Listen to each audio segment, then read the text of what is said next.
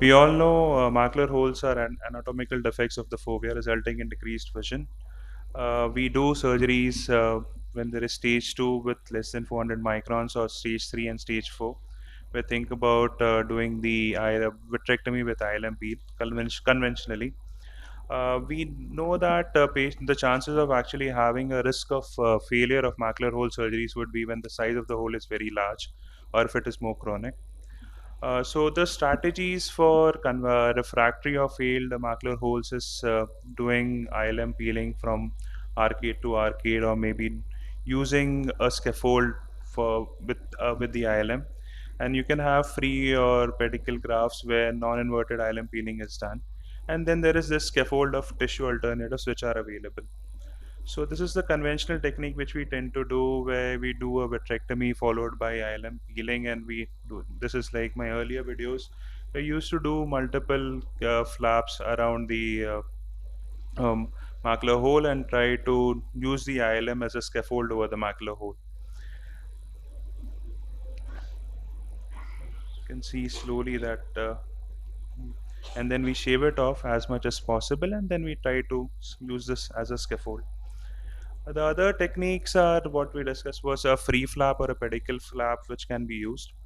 And later ones are the ones where you have scaffold using alternatives like a lens capsule or an amniotic membrane, or autologous retinal transplants. So I'm going to show a couple of cases where I have used different strategies depending upon the situation.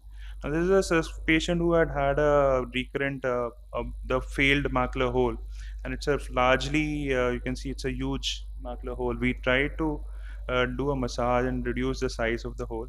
Initially, I thought that I had not possibly done an enough ILM peel, and that I would use it in the next go. But here I see that I have done a very nice ILM peel in this patient. So then I thought there was some pedicle graft which was possibly there, and under PFCL I tried to mobilize it over the hole. You can see it was nicely slowly maneuvered over the hole, and now during the fluid air exchange, uh, this is what actually happens, where with the flute it kind of goes into uh, the ILM kind of is sucked up with the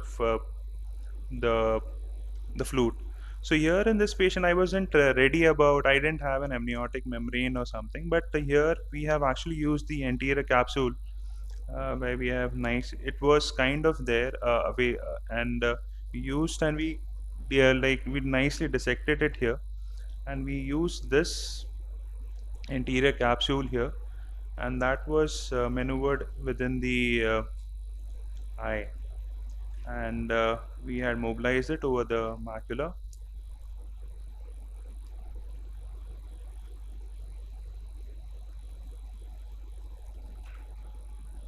And we tried to we had this fluid air exchange, and we closed this hole.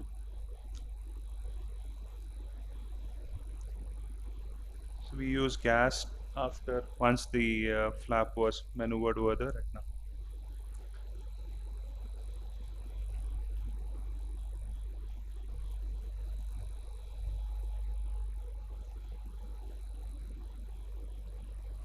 So this was 3 weeks post-op. You can see the hole is kind of closed with the anterior capsule. Now this is another case where we had a retinal retinal detachment with PVR changes, and we were doing the we were removing the membranes over the retina under the oil. And during this procedure, I had this iatrogenic large macular hole, which is not captured here. So at that period of time, this patient actually had the posterior capsule of this patient was also compromised, where you can actually see halfway here. It's like it's hardly a posterior capsule is there, and I didn't have any other resort of actually closing the hole. And I was more of, it's not about the hole. I was more concerned about having a re-detachment because of the hole. I didn't actually go in for doing another taking a retinal graft here, because I was kind of scared that it may induce more PVR changes.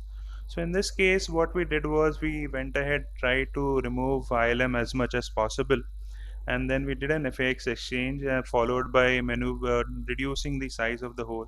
And here we have used the corneal epithelium as a scaffold to keep it over the macular hole so that it does prevent from redetachment.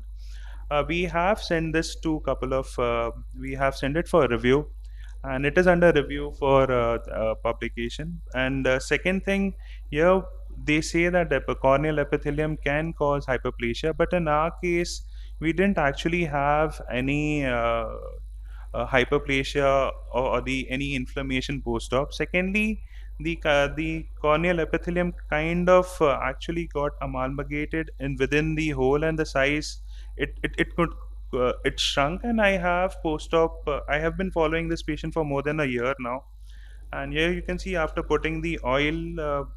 The graph which we had put, that has kind of moved away, but again we have maneuvered it over the hole. So the primary thing which we did was using uh, uh, the the graft was to actually prevent from recurrence of a retinal detachment rather than closing the hole. But this is how it is. This is almost like 2 to 4 weeks after the surgery, and you can see the hole is also closed. The retina is normally attached.